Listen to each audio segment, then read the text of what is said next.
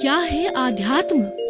दर्शन, चिंतन धारा, विद्या या संस्कृति की परंपरागत विरासत। आध्यात्म दर्शन यानी जीवन का शाश्वत सत्य।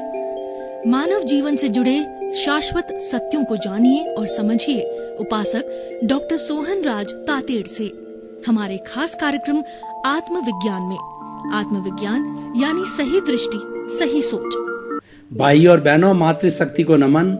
स्टूडियो में आपका हार्दिक स्वागत है, अभिनंदन है, सत्कार है। आत्मविज्ञान कार्यक्रम के तहत हमारे केंद्र में आत्मा है। हम हर एपिसोड में आत्मा की बात करते हैं। आत्मा क्या है, शरीर क्या है, ये दोनों क्यों जुड़े, इन जुड़ने का कारण क्या है और दोनों को मुक्त करने का कारण क्या है। दोनों मुक्त हो जाएंगे तो ये शरीर जो चला जाएगा ये पुद्गल के साथ सृष्टि में, और ये आत्मा शुद्ध होकर के परमात्मा बन जाएगी, ईश्वर बन जाएगी और सिद्ध शिला में विराजमान हो जाएगी। ये हमारा लक्ष्य है। ये लक्ष्य कब होगा कि व्यक्ति अच्छा इंसान बने। इन एपिसोड्स को देखे और ये सारा कार्य हम प्रतिदिन नए नए एपिसोड्स के माध्यम से करते हैं। तो आज हमारा बहुत ही सुंदर विषय है कि ये शरीर किराए का मकान। भाई और बहनों, आप सभी मकान में रहने के लिए, बहुत सुंदर एपिसोड है, आप मकान में रहने के लिए अभ्यस्त हैं। हर व्यक्ति शाम के समय सारा अपना रोजगार का कार्य करके अपनी रोजी रोटी को कमा करके वो घर में जाके सुकून लेता है। और मकान इसीलिए बनाया जाता है, परिवार इसीलिए होता है। वैसे परिवार देखिए पशुओं का भी होता है, समाज मनुष्य का होता है, उसको समाज कहते हैं। मनुष्य के समूहों को समाज कहते हैं। पशुओं का भी समाज होता है, उसको कहते हैं समज। एक मात्रा का फर्क है। अरे पशु ही नहीं, आप पक्षियों को देखिए, कुर्जा वगैरह जो विदेश से आने वाले पक्षु जो पक्षी होते हैं अभ्यारण्य में, अभी सर्दियों में बहुत आते हैं। हमारे जो ताल छापर का अभ्यारण्य है, और अभी तो बहुत दूषित हो गया है अभ्यारण्य हमारा, जो वहाँ का जो है ये सांबर का बहुत दूषितकरण मर रहे हैं, उसकी सरकार जांच कर रही है, वो भी जगह है। और जो हमारा अभ्यारण्य सबसे बड़ा है भरतपुर का है, वहाँ पक्षी जब आते हैं एक लाइन में उड़ करके आते हैं, पंक्तिबद्ध चलते हैं, वह भी उनका परिवार है और उसके परिवार के साथ चलते हैं। अरे आपने कभी देखा होगा, मैंने देखा है, हिरण हिरनियां होती है, ये परिवार के साथ में रात को जब विश्राम करते हैं तो कैसे करते हैं, ये घेरा बनाते हैं। उस घेरे के मध्य के अंदर जो है वो कहना चाहिए कि जो प्रसव वाली होती है, जन्म देने वाली माँ होती है, वो गर्भाधान वाली होती है, वो बीच में, या जो सीनियर सिटीजन जिसको हम बोलते हैं, वृद्ध होते हैं, अपाहिज होते हैं, वो भाग नहीं सकते, उनको सबसे ज़्यादा सेंटर में रखाए जाते हैं।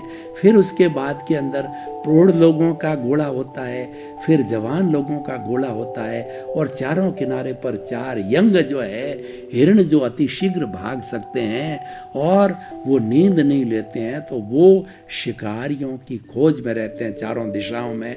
कोई शिकारी आता है तो आवाज करते हैं और सभी लोग भाग जाते हैं।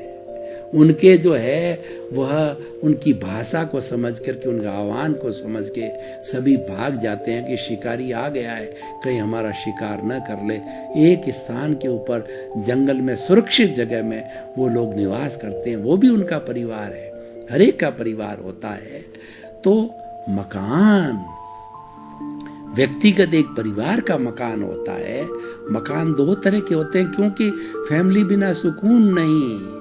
वो 10 से 5 का काम करने के बाद में वो जब 10 बजे कोई भी अपने ड्यूटी पे आता है, चाहे व्यापारी है, चाहे लेखक है, चाहे जो नेता है, चाहे भारत का राष्ट्रपति है या प्रधानमंत्री है, शाम को जब घर जाता है तो अपने मकान में फैमिली के साथ में रहता है। 10 to 5 की ड्यूटी के बाद में फैमिली के पास रहता है। तो वो देखिए 6 बजे 7 बजे घर पहुंचता है, तो 7 बजे से लगा के सुबह 9 बजे तक, 9 बजे घर चलता है, तो कितने घंटे हो गए? मतलब लगभग 12-14 घंटे व्यक्ति परिवार के साथ अपने मकान में रहता है। वह मकान में अपनी सुरक्षा महसूस करता है। अब मकान दो तरह के होते हैं, स्वयं का मकान और किराए का मकान, देखिए किराए का मकान होता है वो अपने मनोनुकूल नहीं होता है और उसमें आप तोड़ फोड़ मन के अनुसार करा भी नहीं सकते, क्योंकि उसका मालिक अलग होता है।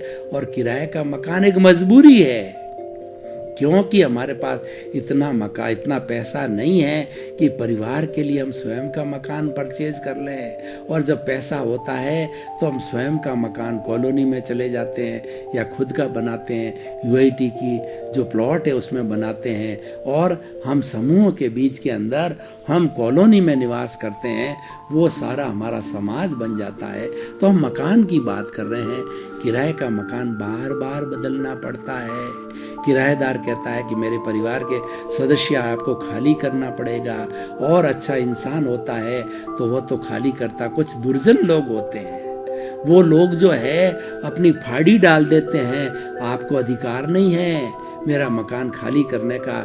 और ऐसे दुर्जन लोगों से लिखा पड़ी तो हो जाती है, फिर भी वो कोर्ट में खींच लेते हैं, क्योंकि वो दुर्जन का काम दुर्जनता है। सज्जन तो कहता भाई साहब आपका एग्रीमेंट है तो भी आपका परिवार आ रहा है, तो मैं खाली महीने भर पहले 11 महीने का एग्रीमेंट है, मैं 10 महीने में खाली कर देता हूँ। लेकिन दुर्जन होता है वो घसीट लेता है, कोई न कोई जो है प्रभावशाली जो वकीलों के चक्कर में डाल के बेचारे मालिक को जो है वो कोर्ट में घसीट लेता है। दुर्जन का काम दुर्जनता है, सज्जन का काम सज्जनता है। देखिए कि हम आपको बताएं परिभाषा कि एक जो है आम का, एक जो है वो नीम का पेड़ है, नीम को 100 घड़ों से सींच लो फिर भी उसकी कड़वाहट नहीं जाती है। हम वो दुर्जन की ने एक परिभाषा देता हूँ, वो बेचारा दुर्जन नहीं है, उसकी पत्ती बहुत काम की है लेकिन स्वभाव नहीं बदलता है। और देखिए दूसरी तरफ जो है वो क्या चंदन का पेड़ है, उसके ऊपर भुजंग लिपटे रहते हैं और जहर छोड़ता रहता है, फिर भी आप चंदन की लकड़ी हो, शीतलता सुगंध देती है, उसके अंदर जो उसका प्रभाव नहीं आता भुजंगों का, उसके जहर का प्रभाव नहीं होता है। इसलिए कहते हैं सूरदास की काली कमरिया चढ़े न दूजो रंग, सज्जनता सज्जन देगा दुर्जन दुर्जन देगा। एक सज्जन संत था तो वो क्या है कि वो हमेशा जो है वो अपने तालाब के किनारे जाता और वहाँ पे पानी पीता, तो वहाँ एक जो है वहाँ पे एक बिच्छू आ जाता और बिच्छू डंक मार देता, डंक मारता, वो पानी पीते पीते छोड़ देता, दूसरे दिन फिर डंक मारता छोड़ दे। एक व्यक्ति ने कहा आप रोज आते हो, रोज ये डंक मारता है आपका, इसको मारते नहीं हो आप? कि भैया पानी पीने के लिए तो ये शुद्ध जगह वही है, मेरे पूर्व जन्म का हिसाब है,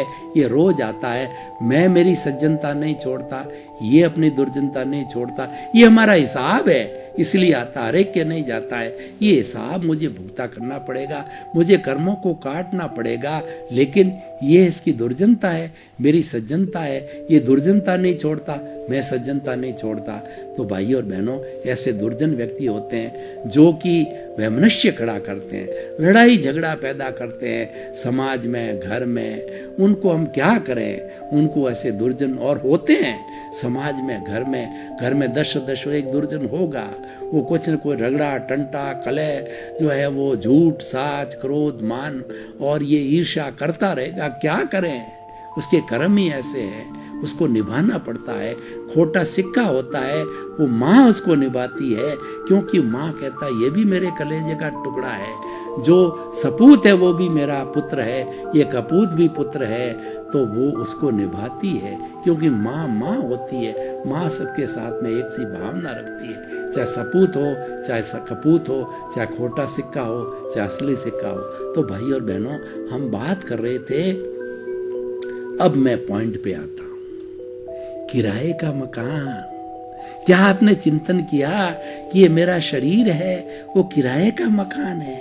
क्या आपने कभी सोचा किराए का कैसे है कि जैसे किराए का छोड़ना पड़ता है, इसका आयुष्य आया, 1 सेकंड भी इस शरीर को ज्यादा नहीं रख पाओगे, तुरंत ही प्रभु निकल जाएगा, हंसा उड़ जाएगा, आप अलग, प्रभु तो जाकर के दूसरे शरीर के अंदर, जैसे कॉजेज जो है आपने डाले हैं, वो नए कॉजेज जो है वो भाव कर्म अगले जन्म में, प्रभु तो बेचारा क्या करे, बंधा हुआ है। प्रभु ने एविडेंस दे दी, प्रभु मुक्त होना चाहते हैं, और वो कब मुक्त होंगे, प्रभु लाचार है, वो क्या करे। वो मानव तन जो ज्ञानी हो जाता है, प्रभु बहुत प्रसन्न होते हैं, अब मेरे को मुक्त कराएगा। और वो किराए के मकान को समझने वाला व्यक्ति प्रभु को मुक्त कराएगा, इसलिए प्रभु उससे खुश रहते हैं। तो आप चिंतन करिए, ये शरीर है किराए का है, एक दिन छोड़ना, घर का नहीं है। घर का मकान कौन सा है? घर का मकान आप और प्रभु एक हो जाइए। ये तन है, प्रभु में विलीन हो जावे, आप ज्ञानी बन जाइए। आप जो ही ज्ञानी बनोगे तो आप इस किराए के मकान को समझोगे कि किराए का मकान है, वह इस मेरे पूर्व जन्म के किए गए कर्मों को भुगतने के लिए मिला है, और वो मुझे करना पड़ेगा। वो कौन करेगी? कुदरत करेगी।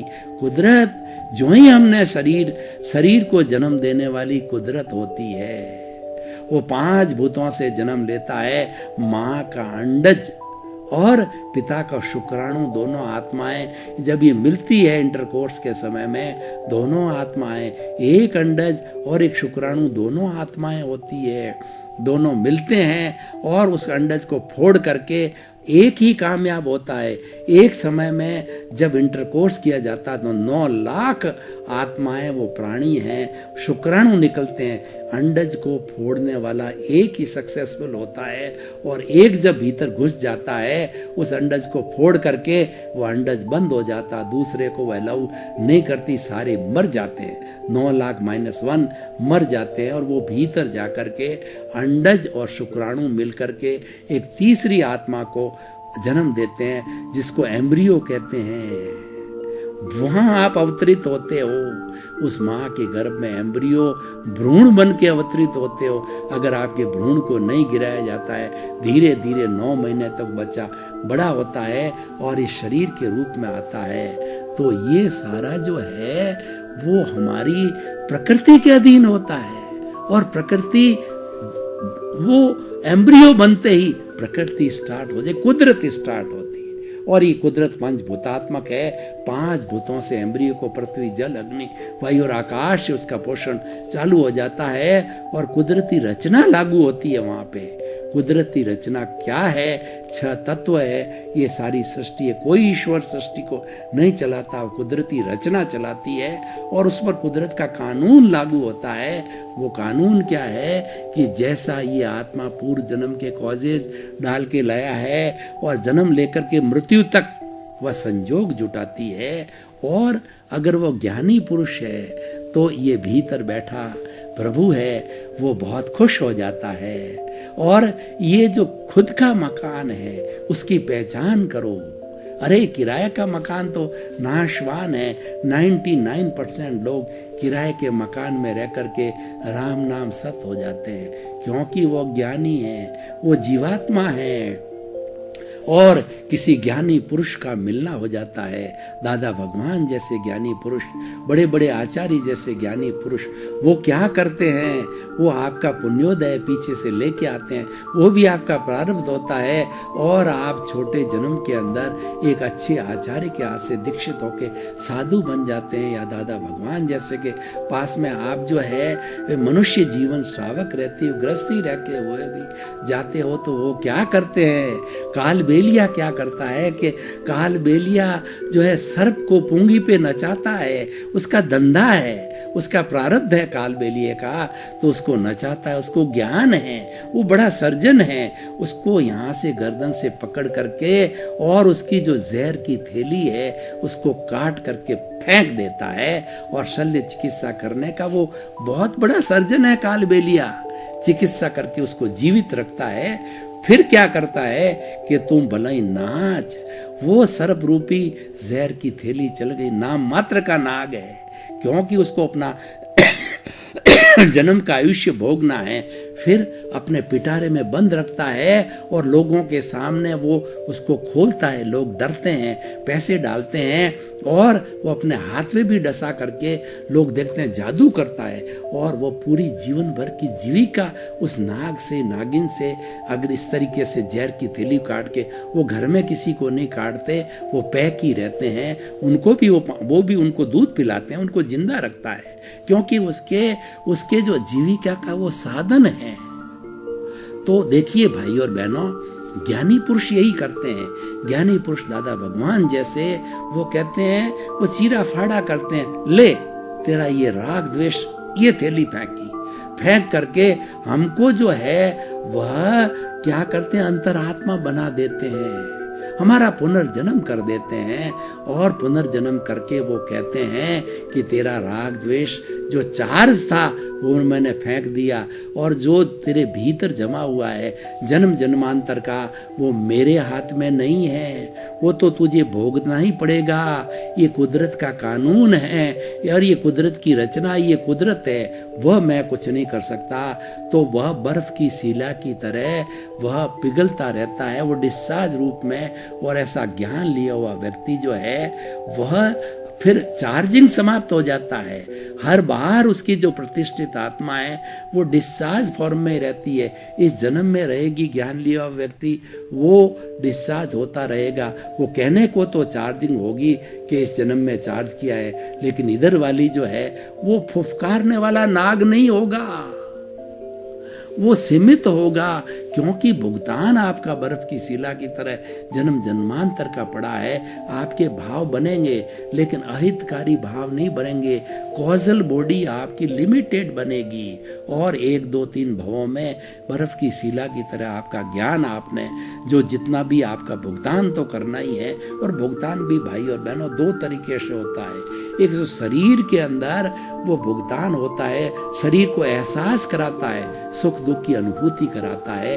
एक भुगतान होता है, आत्म प्रदेशम होता है। इससे जुड़ा हुआ मैं आपको बताता हूँ कि आत्म प्रदेशम भुगतान कैसे होता है। भगवान महावीर की साधना, 12.5 वर्ष की साधना, जब भगवान ने, जो महावीर ने, उनको तीर्थंकर होना ये अवश्यंभावी था, ये कुदरत था, कुदरत की रचना थी, कुदरत का कानून था, क्योंकि वो तीर्थंकर जन्म का आयुष्य लेकर के आए थे, तीर्थंकर गोत्र का बंधन करके आए थे। माँ के पेट के अंदर उनको 3 ज्ञान मिले, मति, श्रुत और अवधि ज्ञान से वो सब देखते थे। माँ का एक बार हलन चलन किया, लगा कि माँ को दुख हो रहा है, रोक दिया तो माँ दुखी हो गई और जितना भी वाद्य यंत्र बज रहे थे बंद करा दिए गए। फिर देखा रे माँ तो दुखी हो गई, मैंने तो इसके सुख के लिए हलन चलन किया कि माँ ने देखा मेरा गर्भ हिल रहा है, खुशी, उन्होंने संकल्प किया कि माँ बाप के रहते मैं दीक्षा नहीं लूंगा। और जब उन्होंने दीक्षा ली 30 वर्ष की उम्र के अंदर, 28 साल तो माँ बाप गुजरे तब और 2 साल भाई की वजह से रुके, तो उन्होंने उनको उस वक्त में मति जो है वो मति, श्रुत और अवधि, मन प्रज्ञान, हर तीर्थंकर को दीक्षा लेते ही 4था ज्ञान मन प्रज्ञा होता है। दूसरे के लोगों के भावों की स्टडी करने लग जाते हैं, पौद्गलिक भावों की। तो मैं क्या कह रहा था कि वो आत्मा में भुगतान कैसे होता है। तो भगवान ने तो दीक्षा लेते ही वो श्रेय बोला, आत्म प्रदेशों में चले गए, अपने आत्मा के सारे प्रदेश खींच करके उसमें निवास करने लगे। और उन्होंने कहा कि ये जो महावीर का जो पुतला है, इस पुतले को जो है, चाहे कोई तिर्यंच गति वाला और चाहे कोई देव गति वाला, चाहे मनुष्य गति वाला, क्यों नरक गति वाले तो आते नहीं है हमारे मनुष्य लोक के अंदर, तीनों गति वाले इसको तोड़े फोड़े, इसका भुगतान करे, वो खाली देखते रहते थे, ज्ञाता दृष्टा भाव में रहते। और उनको कानों की कीले ठोके। देखिए भगवान महावीर के कर्म जो है वो 23 तीर्थंकरों के कर्म से ज्यादा थे। उन्होंने अवधि ज्ञान में देखा, तब उन्होंने वो श्रेय किया, शरीर का त्याग किया, क्योंकि इतना भुगतान में अगर सहन करूंगा तो फिर राग द्वेष में जुड़ जाऊंगा। तो आत्मस्थ हो गए और खाली ज्ञाता दृष्टा भाव से देखने लग गए कि महावीर का पुतला खा रहा है, पी रहा है, उसके जो है उसके पैरों के ऊपर हांडी से लोगों ने जो है पैरों को जो चूल्हा बनाया है, कानों में कीले ठोके जा रहे हैं और जो है वो सर्प जो उसको डस रहा है, लोग गालियां दे रहे हैं, लोग उसको जो है वो प्रताड़ित कर रहे हैं, तो उनको कोई अनुभव नहीं हुआ।